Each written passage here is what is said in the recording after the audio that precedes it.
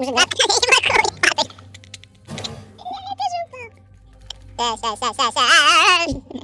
Да.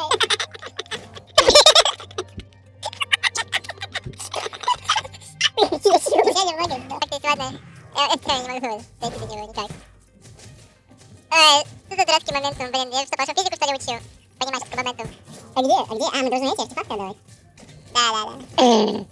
Физик только не знает. Нравится же тебе падать. Да не. Я вообще вижу побуду, пока там будешь их убивать. Я хочу просто. Я не могу. Я в моменте просто отправлять. Короче, мне без разницы, я умоляю, хватит. Я умер.